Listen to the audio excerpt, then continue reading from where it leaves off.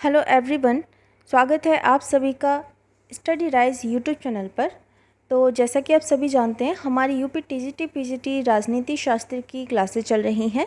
ये है आज का प्रैक्टिस सेट नंबर 7। जिसने 6 नहीं देखे हैं तो वो लोग प्लेलिस्ट में जाकर देख सकते हैं। एक अलग से प्लेलिस्ट बनी हुई है UP TGT PGT political science करके, तो आप वहाँ से जाकर भी चेकआउट कर सकते हैं। और इसके अलावा हमारी पीजीटी समाजशास्त्र, अर्थशास्त्र और हिंदी की भी क्लासेस चल रही हैं। जो भी बच्चे इनकी तैयारी कर रहा है तो एक बार आप प्लेलिस्ट जाकर ज़रूर देखें और चैनल को ज़रूर सब्सक्राइब करें। तो चलिए फिर आज की वीडियो स्टार्ट करते हैं। आज का जो पहला क्वेश्चन है ये है क्वेश्चन नंबर 1।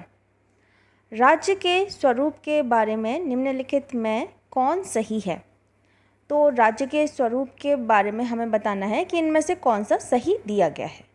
तो सबसे पहला जो ऑप्शन है ये है राज्य अपने में एक साध्य है, राज्य साध्य का एक साधन है, राज्य साधन और साध्य दोनों हैं, या फिर राज्य न साधन है और ना साध्य है। तो राज्य के स्वरूप के बारे में हमें बताना है, तो इसमें से कौन सा राइट आंसर होगा?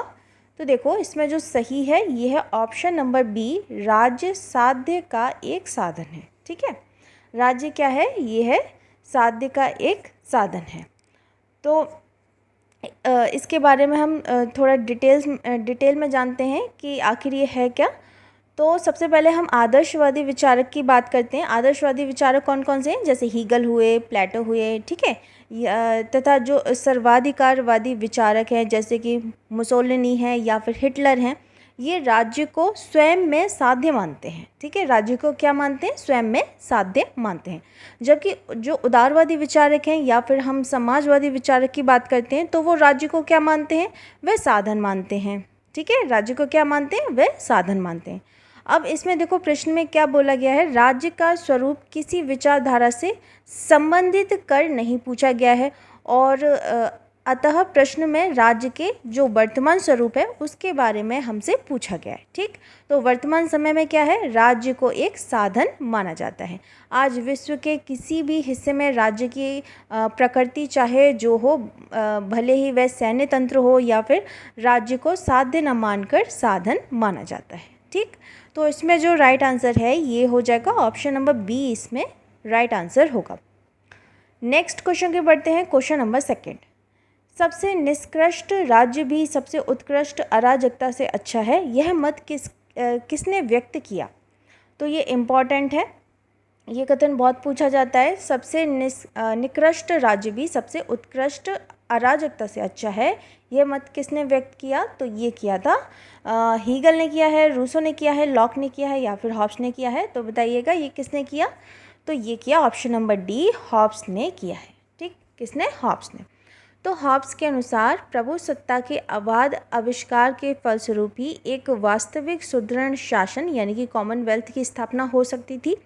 किसी प्रकार की शर्तें लगाने से अनिश्चय और अविश्वास की संभावना हो सकती थी, जिससे इस प्रकार के झगड़े उत्पन्न हो जाते जिनका हल संभव नहीं होता, और पुनः फिर अराजकता फैल जाती। और इसका परिणाम यह रहा कि सबसे निकृष्ट राज्य में भी प्रजा को शासक के विरुद्ध बोलने का अधिकार नहीं रहा, क्योंकि शासक के विरुद्ध जाने का अभिप्राय प्राकृतिक अवस्था की ओर लौटना अर्थात उत्कृष्ट अराजकता के माहौल में लौटना था।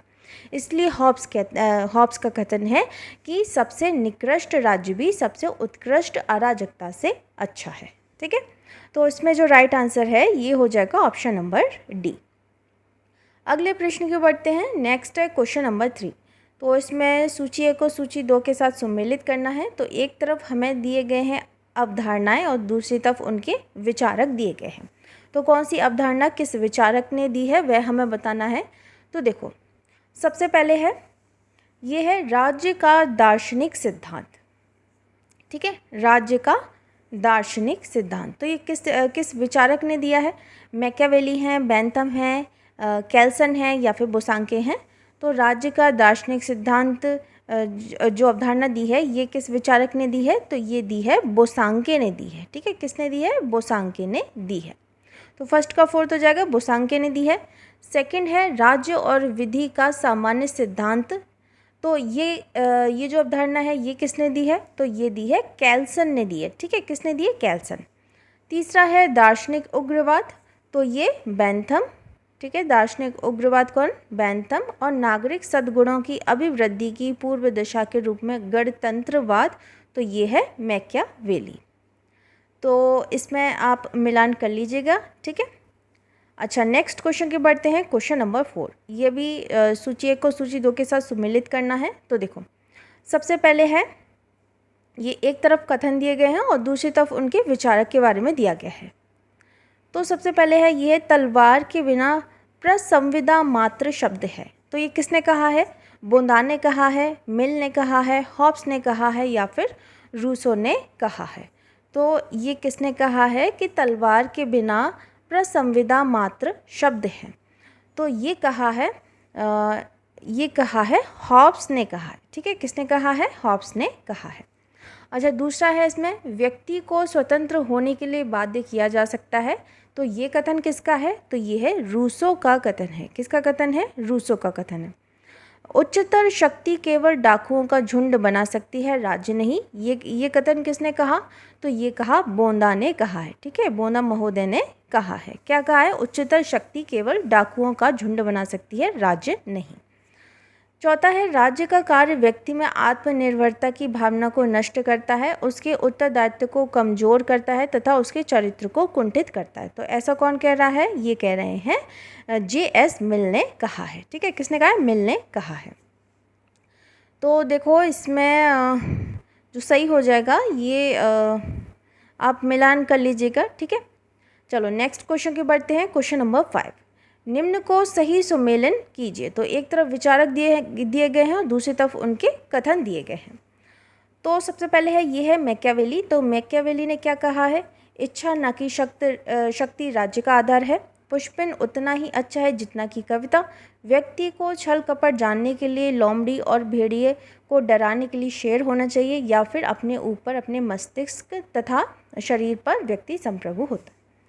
तो सबसे इजी तो इसमें मैकियावेली का है। तो मैकियावेली का कथन क्या है? तो ये है व्यक्ति को छल कपट जानने के लिए लोमड़ी और भेड़िए को डराने के लिए शेर होना चाहिए। ठीक, तो इसमें ये थर्ड का हो जाएगा, ये मैकियावेली का। दूसरा है मिल। तो मिल का ये है अपने ऊपर अपने मस्तिष्क तथा शरीर पर व्यक्ति संप्रभु होता है। ग्रीन का कथन क्या है? ग्रीन का कथन है इच्छा न कि शक्ति राज्य का आधार है। और चौथा है बेंथम, ये है पुष्पिन उतना ही अच्छा है जितना कि कविता। ठीक है, तो देखो इसमें जो सही है ये है ऑप्शन पहला वाला ही राइट आंसर होगा, यानी कि 3, 4, 1, 2 इसमें राइट आंसर हो जाएगा। नेक्स्ट क्वेश्चन के बढ़ते हैं। क्वेश्चन नंबर 6, जब तक दार्शनिक राजा नहीं होंगे या विश्व के राजा दर्शन की भावना से प्रेरित नहीं होंगे, तब तक राज्यों को उनकी बुराइयों से कभी मुक्ति प्राप्त नहीं होगी। यह कथन किसका है? प्लेटो का है, अरस्तु का है, सेवाइन का है या फिर डनिंग का है? तो ये कथन किसने कहा है कि जब तक दार्शनिक राजा नहीं होंगे या विश्व के राजा दर्शन की भावना से प्रेरित नहीं होंगे, तब तक राज्यों को उनकी बुराइयों से कभी मुक्ति प्राप्त नहीं होगी। तो ये जो कथन कहा है ये कहा है ऑप्शन नंबर ए, प्लेटो का कथन है। ठीक है, किसका कथन है? ये प्लेटो का कथन है। तो 6 का राइट आंसर होगा ऑप्शन नंबर ए। नेक्स्ट है क्वेश्चन नंबर 7, निम्नलिखित में से किसने प्लेटो को मुक्त समाज का शत्रु घोषित किया? प्लेटो को मुक्त समाज का शत्रु घोषित किया तो किसने किया? लियो स्ट्रॉन्ग ने, वर्लिन ने, हन्ना आरेंट ने या फिर कार्ल पॉपर ने? तो ये किया option number D, Karl Popper ने किया है। किसने किया है? कार्ल पॉपर ने किया है। तो देखो the open society and it's enemies में पॉपर ने प्लेटो को मुक्त समाज का शत्रु घोषित किया है। ठीक है, तो इसमें जो राइट आंसर है ये हो जाएगा ऑप्शन नंबर डी, इसमें राइट आंसर होगा। नेक्स्ट क्वेश्चन के बढ़ते हैं। क्वेश्चन नंबर 8, राज्य ओक या चट्टान से उत्पन्न नहीं होता वरन उसमें निवास करने वाले व्यक्तियों के चरित्र से उत्पन्न होता है। ये किसने कहा है? तो जवाहरलाल नेहरू, M.K. गांधी, अरस्तु या फिर प्लेटो? तो ये इम्पॉर्टेंट है। ये किसने कहा है कि राज्य ओक या चट्टान से उत्पन्न नहीं होता वरन उसमें निवास करने वाले व्यक्तियों के चरित्र से उत्पन्न होता है? ये जो कथन है ये कहा है ऑप्शन नंबर डी, प्लेटो का कथन है। ठीक है, किसका कथन है ये? प्लेटो का कथन है। तो इसमें जो राइट आंसर है ये हो जाएगा ऑप्शन नंबर डी। अगले प्रश्न की ओर बढ़ते हैं, क्वेश्चन नंबर 9। प्लेटो के राजनीतिक चिंतन में बीज निहित है। तो किसका बीज निहित है? उपयोक्तावाद का, समाजवाद का, फासीवाद का, या फिर उक्त सभी का? तो प्लेटो के राजनीतिक चिंतन में बीज निहित है, किसका है? तो ये है ऑप्शन नंबर डी, उक्त सभी का। ठीक है, इन सभी का प्लेटो के राजनीतिक चिंतन में बीज निहित है। तो प्लेटो के ग्रंथ, अगर हम रिपब्लिक में बात करते हैं तो उसमें सभी धारणाओं का समावेश है। एक आदर्श राज्य में न्याय की स्थापना के लिए दार्शनिक राजा की आवश्यकता उसके उपयोक्तावाद को पुष्ट करता है। और संपत्ति एवं पत्नियों की साम्यवादी व्यवस्था की बात की जाए तो उसमें दार्शनिक राजा का निरंकुश होना ये क्या दिखाता है या क्या दिखलाता है? तो ये समाजवाद एवं फासीवाद का समर्थन करता है। ठीक है, तो ये सभी है इसमें। तो इसमें जो राइट आंसर होगा ये हो जाएगा ऑप्शन नंबर डी। नेक्स्ट है क्वेश्चन नंबर 10। प्लेटो के आदर्श राज्य की विशेषता निम्न में से कौन सी नहीं है? अब कौन सी नहीं है ये हमें बताना है। तो सबसे पहले है ये है दार्शनिक का शासन, दूसरा है अभिभावक वर्ग के लिए संपत्ति व परिवार का साम्यवाद, तीसरा है नर नारी के समान अधिकार, या फिर चौथा है पुरुष प्रधान परिवार। तो प्लेटो के आदर्श राज्य की विशेषता निम्न में से कौन सी नहीं है? जो नहीं है वह बताना है। तो ये हो जाएगा ऑप्शन नंबर डी, पुरुष प्रधान परिवार। ठीक है, कौन सी नहीं है? पुरुष प्रधान परिवार नहीं है। तो प्लेटो ने अपने आदर्श राज्य में पुरुष और स्त्री को ये समान भूमिका देकर पुरुष प्रधानता को अस्वीकार कर दिया है। घर की पहरेदारी में कुत्ते और कुतिया का उदाहरण देकर प्लेटो ने कहा था कि कुतिया कम शक्तिशाली कुत्ता से और कुत्ता अधिक शक्तिशाली कुतिया से है, अतः दोनों अपने कर्तव्यों का निर्वहन भली प्रकार से कर सकते हैं। उसी प्रकार स्त्री और पुरुष भी संरक्षक की भूमिका समान रूप से निभा सकते हैं। ठीक है, तो इसमें जो राइट आंसर होगा ये हो जाएगा ऑप्शन नंबर डी, इसमें राइट आंसर होगा। अच्छा, नेक्स्ट है क्वेश्चन नंबर 11। प्लेटो ने किसके साम्यवाद में विश्वास किया? संपत्ति, पत्नियां, ए और बी दोनों, या फिर उक्त में से कोई नहीं?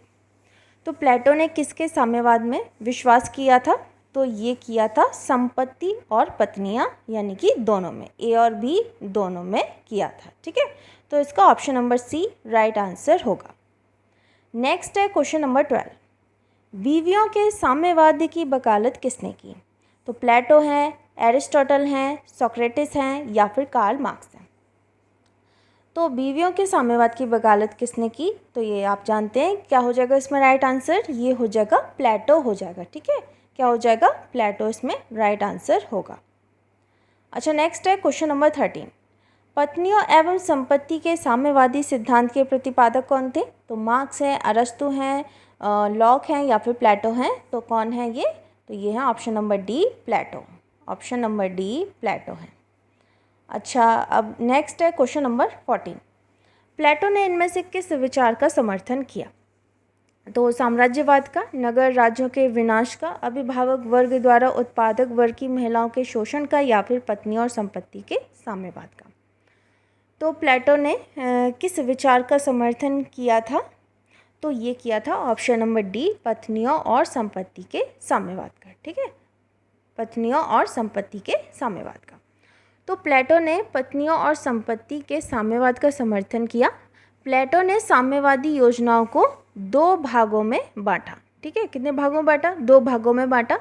पहला संपत्ति का साम्यवाद तथा दूसरा परिवार अथवा स्त्रियों का साम्यवाद में विभाजित किया था। ठीक, 2 भागों में बांटा था उन्होंने। अब प्लेटो शासकों और सैनिकों के लिए संपत्ति व परिवार का निषेध करता है। यह शासक और सैनिक वर्गों का सामूहिक रूप से राज्य का अभिभावक मानता है। और प्लेटो का मानना यह भी था कि यदि अभिभावक वर्ग के पास परिवार और संपत्ति होगी तो वे अपने जो कर्तव्य पथ से वे विचलित होंगे और आदर्श राज्य का विनाश होगा। ठीक है, तो इसमें जो राइट आंसर है ये हो जाएगा ऑप्शन नंबर डी। नेक्स्ट है, और आज का क्वेश्चन ये है क्वेश्चन नंबर 15, ठीक है, आज का लास्ट क्वेश्चन है। रिपब्लिक राजनीति पर लिखा गया ग्रंथ होने के बजाय शिक्षा शास्त्र पर लिखा गया समस्त युगों का सर्वोत्तम ग्रंथ है, यह टिप्पणी किसने की थी? तो ऐसा कौन कहता है? तो अरस्तु कह रहे हैं, बोंदा, ग्रीन या फिर रूसो। तो ऐसा किसने कहा है? रिपब्लिक राजनीति पर लिखा गया ग्रंथ होने के बजाय शिक्षा शास्त्र पर लिखा गया समस्त युगों का सर्वोत्तम ग्रंथ है, ये टिप्पणी जो दी, ये दी थी ऑप्शन नंबर डी, रूसो ने कहा है। ठीक है, किसने कहा है? ऑप्शन नंबर डी, रूसो ने कहा है। तो इसमें जो राइट आंसर है ये हो जाएगा ऑप्शन डी। तो फ्रेंड्स, ये थी आज की वीडियो अगर आपको पसंद आती है तो वीडियो को लाइक कमेंट शेयर ज़रूर करें, और जो भी चैनल पर पहली बार आया है तो चैनल को ज़रूर सब्सक्राइब करें। मिलते हैं नेक्स्ट वीडियो में नेक्स्ट टॉपिक के साथ, नेक्स्ट प्रैक्टिस सेट के साथ। तब तक के लिए थैंक यू सो मच।